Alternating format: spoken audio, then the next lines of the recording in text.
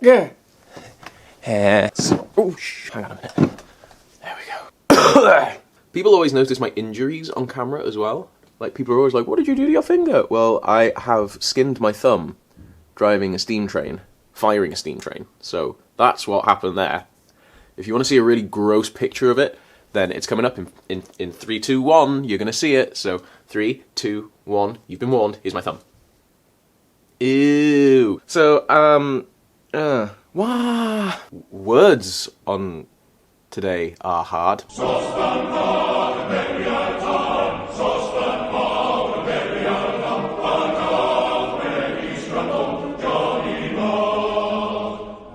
So last week we did the Thor video, and that was really good, and it got some really great reactions to it. And some people, I just want to clear up, because some people were thinking, I think, that with Fat Thor, that I was saying like, oh, it's really crap, and it's so offensive to all people with mental health diseases, with mental health problems who gain weight when they're depressed and upset. I gain weight when I'm upset, but what I meant was, it was lazy and poorly done, and the fat suit was very bad. Objectively, the fat suit is bad.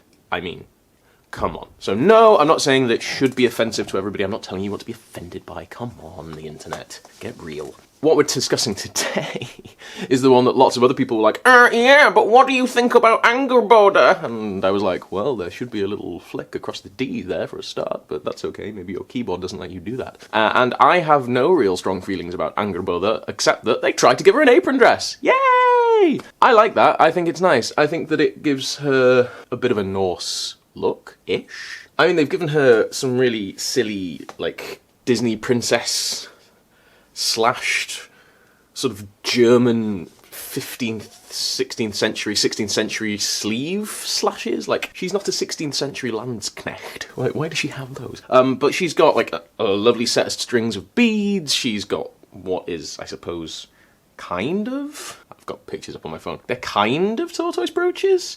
They're tortoise brooches, why not? Screw it. I mean, I don't think they've misunderstood the costuming too badly, honestly. It's just the weird, like, sleeve top things that are weird. Oh, but she's black! Yes. Kratos has been voiced by black actors since the beginning of the game. The current actor is only bloody Teal'c! So I think all of the people who have problems with Angrboda being black, this is going to be a bugger.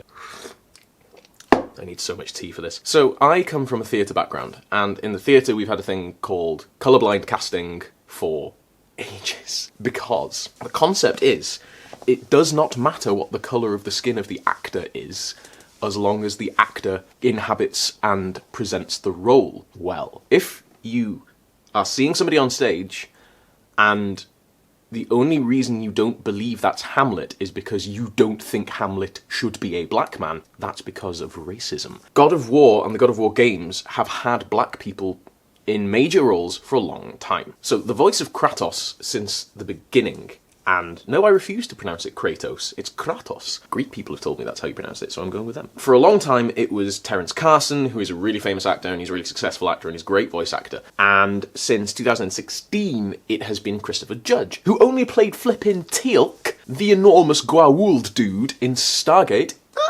Super happy about that, because he has an amazing voice. Daniel Jackson is so good. So there have been black people in major roles in Dawn of War. My face is my shield. In God of War, since the beginning. A major member of this game's fictional Greek pantheon has been played by a black man since the start. What that means for we, the user, is that we don't necessarily see this black actor, but we are hearing a black person at all times when Kratos is speaking. We are enjoying the performance of a black person. And the only thing that is different now is that we are seeing a black character in Angrboda. And Angrboda is actually played by Laya DeLeon Hayes, who is, again, very successful, very young, successful actress, who's doing great right now. And she is 17, so anybody who is like, oh my god, stop it, she is a child.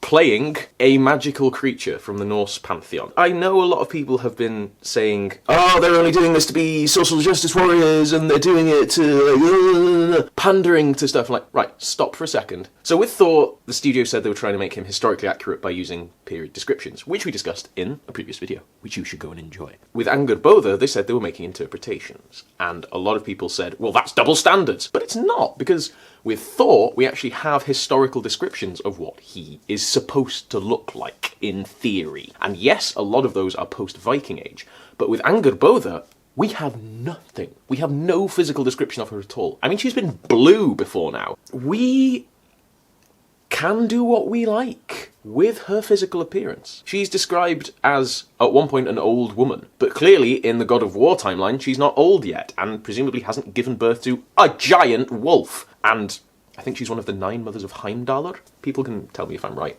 in the comments. Be civil, don't make me block you. We don't have a physical description for Angrboda. We can cast whoever we want as Angrboda's voice actor. We can make Angrboda's sprite look however we want. It's a video game. Honestly, when you think about it,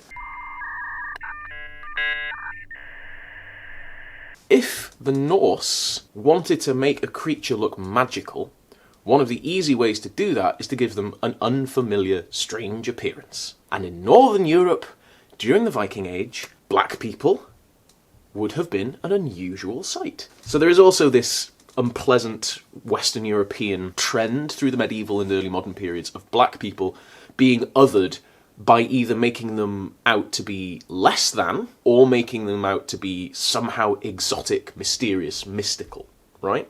A lot like Asian people were treated sort of later on into the early modern periods. If that is the method of thinking that we're going with, where this is a thing that happened to black people, that kind of fits with that narrative, which kind of sucks, but also I can semi-see how that would work. But also, it's just colourblind casting. And if that is okay for the voice actor, why should that not be okay for the digital artwork through which the voice actor is speaking? It makes no difference. Also, if your suspension of disbelief will extend to a grey guy with ketchup on his face ripping the heads off of Greek gods, stealing Poseidon's trident and swimming to Scandinavia, where he arrives like 1,000 years later, where the late Viking Age Norse pantheon is fully developed and wearing Viking Age-esque costume, why doesn't your suspension of disbelief extend to there being a single black person there? Come on. You have been enjoying black performances, and if you have been enjoying black performances as long as you don't have to see black skin, I think we know what the word is for that. This is stupid stuff that a lot of fools on social media have been outing themselves through. That was a good sentence. So yeah, me and my medieval bunny mug. It's covered in bunnies. Look. Riding a snail. Violent bunnies are best bunnies. Me and my medieval bunny mug are just going to be drinking tea, playing God of War. It's going to be excellent, by the way. Enjoying the voice talents of Laia de Leon Hayes and Christopher Judge, because, oh my god, his voice. This is a short one this week. It doesn't need to be long. We've covered this. It's racist. It's just racists. It's literally just racists trying to pretend they're not racists. Diolch yn fawr iawn, unwaith eto, am ymuno. Hope you enjoyed, and yeah, till next time, hwyl am y tro. Bye for now. I